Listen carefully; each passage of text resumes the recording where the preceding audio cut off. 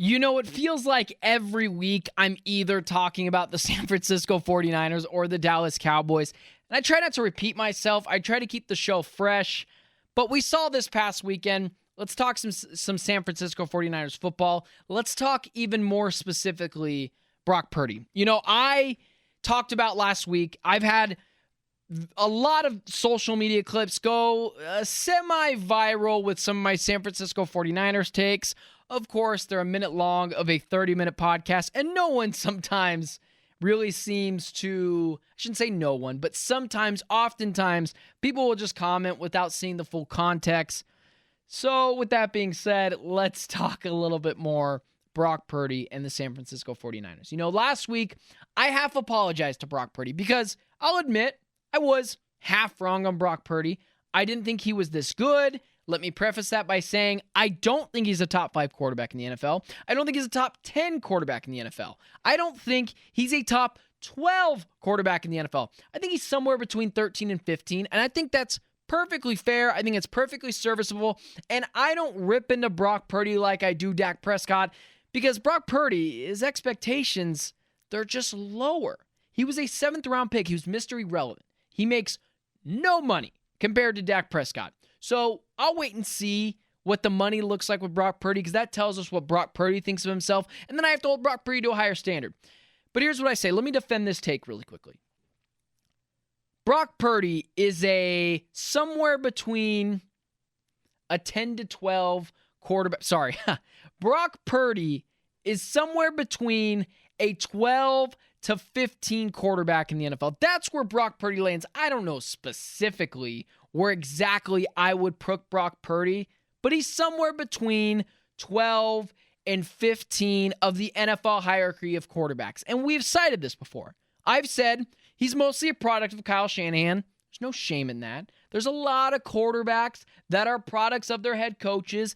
Every quarterback is a system quarterback to a T, to a sense. Patrick Mahomes works really well in Chiefs because he has Andy Reid, but also Patrick Mahomes is really freaking good. Brock Purdy, mostly a specimen of what Kyle Shanahan has created. And then you look at the players around him. George Kittle, Brandon Ayuk, CMC, guys like Deebo Samuel, Trent Williams anchoring the offensive line, elite left tackle, the best left tackle in football. But what happens? What happens when you take some of those weapons away from Brock Purdy? Well, we saw it against Cleveland Browns. The Cleveland Browns were starting P.J. Walker. There's absolutely no reason. I get the Cleveland Browns defense is really good. There's absolutely no reason why the San Francisco 49ers should not have walked all over the Cleveland Browns. This is not an indictment on the defense of the San Francisco 49ers. This is not an indictment on the defense of the Cleveland Browns. I totally get the Cleveland Browns defense is good. But you need to beat P.J. Walker. You just do. If Deshaun Watson would have played, it's a little bit of a different story. I think I still come on here and talk about it, but it's a little bit of a different story because you have to add that Deshaun Watson's just a better quarterback probably than Brock Purdy right now. Although, you know, no one really loves to say that because Deshaun Watson's got a lot of problems that even I don't even want to touch with the 20-foot pole. But I digress on that. Brock Purdy, what happens when you take away some of those weapons? Well, we saw it on Sunday. Brock Purdy gets minimalized a little bit.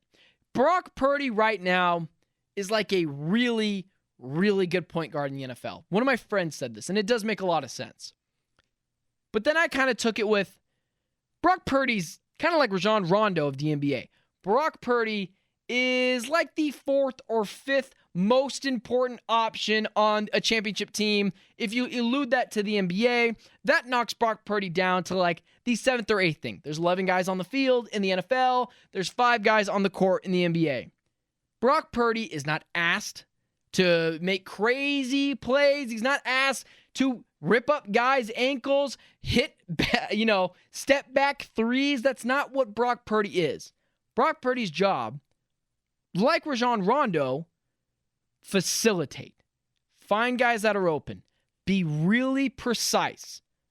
Brock Purdy is very similar to Rajon Rondo in the role of a championship team.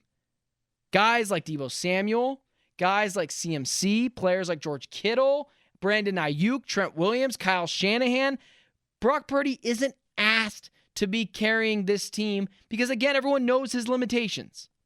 So you take away CMC. You take away Deebo Samuel. You only have certain players out there that can help you. Instead of having 4 elite Pro Bowl type caliber weapons, you have 1, you have 2, and Brock Purdy can't carry you. That shows you right there. He's not a top 8 quarterback. He's not a top 6 quarterback. He's not a top 10 quarterback.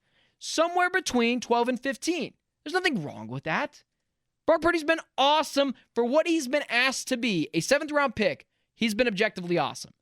But it's important to say to yourself, okay, we have a clearer image of what Brock Purdy is. Instead of when he has 4 or 5 elite Pro Bowl pieces and he just has, 1 or 2 Pro Bowl guys, he can't carry the team. And you see the limitations. That's why it's so important that the players around him and that the defense helps and that also the head coach is able to facilitate more than he can. It's very Rajon Rondo-esque. If you asked Rajon Rondo to carry the Boston Celtics, it wouldn't work. But if you have Rajon Rondo with Kevin Garnett, Ray Allen, Paul Pierce, players off the bench, good head coach, and Doc Rivers at the time to lead the way and he can help facilitate, it's very much Brock Purdy. And that's okay. It is okay to admit Brock Purdy is a 12 to 15, maybe even a 16th best quarterback. But he's done everything that's asked of him. He doesn't make a ton of money. He doesn't deserve a ton of criticism because he's came in as a 7th round pick and been awesome for the standards that are held to a 7th round pick. But if you take away those weapons, Brock Purdy's pretty limited. There's not a lot of special there. He's very precise. He's very accurate, but he's not going to win you every single game in the book. And Sunday showed the limitations of Brock Purdy.